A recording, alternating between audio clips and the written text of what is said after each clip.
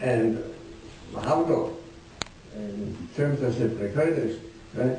I don't remember, there's a program that my nephew has, and probably you're familiar with it. I don't remember what they said, it has 2,500 swim or 25,000 swim on it. At his fingertips. Oh, such wonderful things.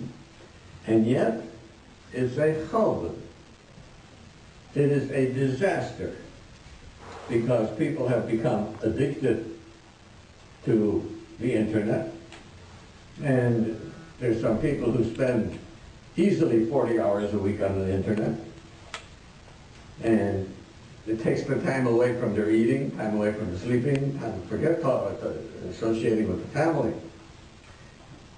And children are on the internet, and children have computer games.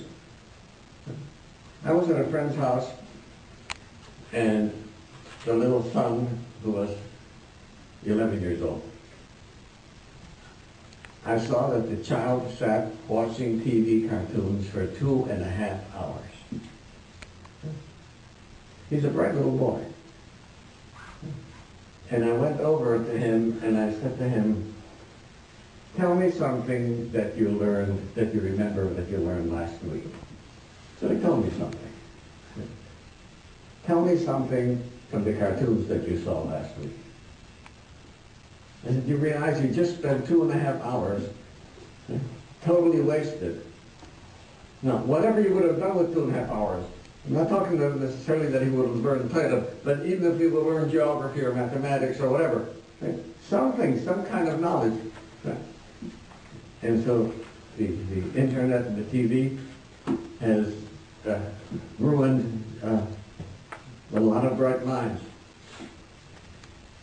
But if that wouldn't be bad enough, we now have that the Sultan has taken over the internet, and he puts kol divrei to'eva, all kinds of improper, indecent things, and men and women are fallen into the trap. There isn't a day that goes by that I don't get a call from a frum family that they found out that the husband was hooked on the internet pornography. And it's a horrible thing. Breaks up the families. It breaks up the families. And here you have even a person who's a Shem mitzvahs in every other way.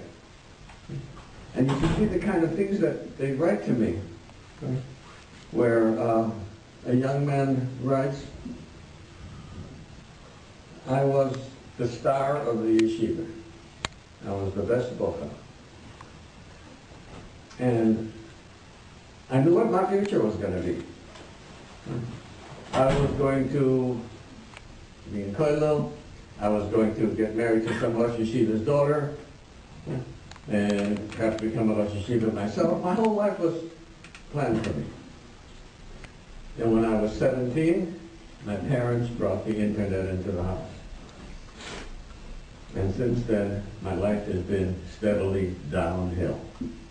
I've tried so hard to stop. Sometimes I've stopped for 3 months at a time. And I've made a neder. And I've gone to mikveh. And I've said tefillin. And I've gone to kibbutz tzaddikim. But it's like a divik that's taken hold of me. And he says, and I can't talk to anybody about it. So I'll never get any help. And he ended the letter, you are hearing the last gasp of a drowning man. And the kid doesn't think twice about it. Yeah, the friends are saying, try this. So he tries it, and he gets an experience, a very pleasurable experience, so he wants it again. And that's what happens, how some kids get started off the drugs. And what happens is that after a few times, some drugs get addict a person very, very fast. And we have to realize that there are youngsters out there, young men and young women, in the yeshivas and in the bishyankos, in the boys' schools and the girls' schools, who are using drugs, and they're in the yeshivas. I asked one yeshiva bocha, how far do you have to go to get marijuana? And he says, how far can they stretch out their hand? Drugs are all around. And kids are curious, and they use it. They don't want to become addicted. But before you know it, it happens. But there is also excessive use of alcohol, and that's bad news. Now, if for years people have been making a l'chaim in the morning, or Friday night taking a l'chaim after the fish, Shabbos morning a l'chaim, okay, no problem. But very often that isn't what happens. Very often the person makes 3 l'chaims in shul. He sometimes goes out there in Lenin in places where there's a kiddish club. And makes 3 l'chaims of Lenin and 2 l'chaims after Musaf, and then goes home and takes another 2 and 3 l'chaims, and the whole Shabbos is shot. And he doesn't see that there's anything wrong with that. And when we show children a behavior like that, the children are apt to copy that. First of all, if we realize that there is that danger, then first of all, we have to begin to learn what drugs are out there. We have to learn the names of them, because the kids know the names. You say, oh, not my child, please. I've seen children from homes. I thought I would never be shocked by anything. But one day a young man, kid of 16, was admitted to a drug problem. And I sat down and cried, because he was named after his great-grandfather, whose Musa said that I learned regularly.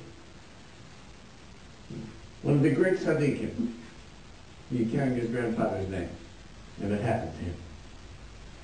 Yeah, it's all right to create dreidel on Hanukkah, but that's as far as it goes. But kids aren't into gambling, and parents aren't aware of it. They don't think about that. And it becomes an addiction. I'll tell you something from my experience. It's easier to treat a person who's addicted to drugs, to heroin and cocaine, than somebody who's addicted to gambling. And we have to know what to do.